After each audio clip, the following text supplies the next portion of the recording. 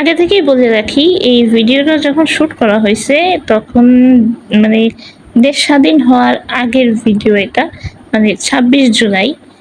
তো আমি আজকে সেই তেহেরিটা আপনাদের সাথে শেয়ার করবো। স্বাধীন হওয়ার আগে আমরা একবার তেহেরি খেয়েছিলাম বাসার সবাই একসঙ্গে।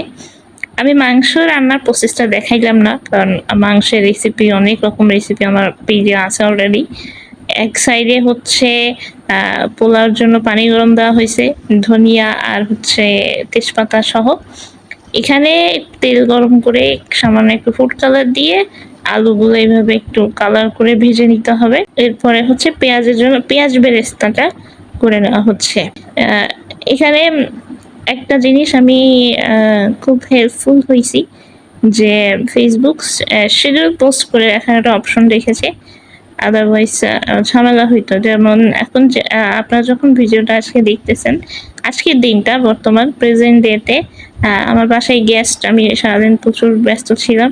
তো এই ব্যস্ততার ভিতরে পেজের মানে রুটিন অনুযায়ী ভিডিও দেওয়া, সেগুলা শেয়ার করা, এটা হয় না অ্যাকচুয়ালি।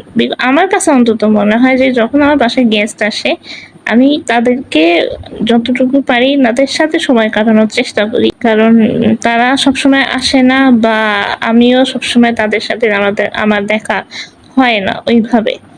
তো সেই জন্য আমার ওই সময়টা আমি চেষ্টা করি তাদের সাথেই দেওয়ার জন্য।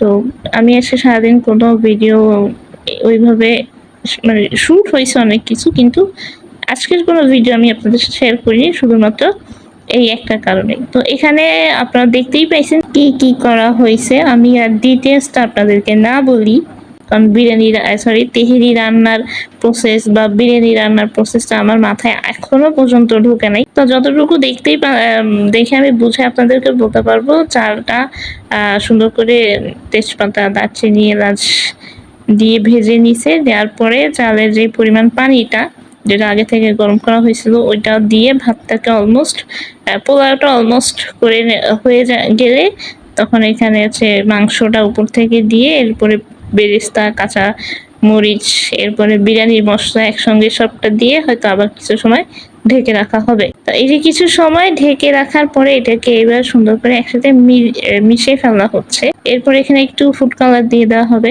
এই তেহেরিতে ফুড কালারটা খুব আমার কাছে মনে হয় অপশনাল, না দিলেও হয়। এরপরে আরো কিছু বেরেস্তা উপর থেকে দিয়ে দিতে হচ্ছে। এরপরে হচ্ছে গরম মশলার গুঁড়া, এরপরে দেওয়া হবে ঘি, তারপরে দেওয়া হবে কেওড়া জল। মানে একটা তেহেরি, বিরিয়ানি, এগুলা রান্নাটা আসলেই অনেক ঝামেলার আমার কাছে মনে হয় আর কি। এত কিছু মানুষ মনে রাখে কি করে? এখানে এই যে কেওড়া জলটা দিয়ে দেওয়া হলো। কেওড়া জলটা দিয়ে যেটা হয়, সুন্দর একটা স্মেল আসে। এরপর এটাকে ঢেকে দিতে হবে। ঢাকনাটা আবার কিছু সময় ঢেকে রাখার পরে ঢাকনা তুলে নিয়ে কুচিয়ে রাখা বাদামগুলো দিয়ে এটাকে আবার ভালোভাবে মিশিয়ে ফেলতে হবে। ব্যাস হয়ে গেল। ওই দিনে আমাদের দুপুরের খাবারের মেনু ছিল তেহেরি আর ডিম সিদ্ধ। সবাই একসঙ্গে খাওয়া দাওয়া করছিলাম, খুব ভালো লাগছিল। সময়টা খুব ভালো গেছে, দেশ নিয়ে আলোচনা হয়েছে। আর ফ্যামিলির সাথে আমার সময়টা সবসময় খুব ভালোই কাটে। এই ছিল আমার আজকের ভিডিও। ভালো লেগে থাকলে অবশ্যই লাইক, কমেন্ট, শেয়ার করে আমার পেজের সাথেই থাকবেন। আসসালামু আলাইকুম।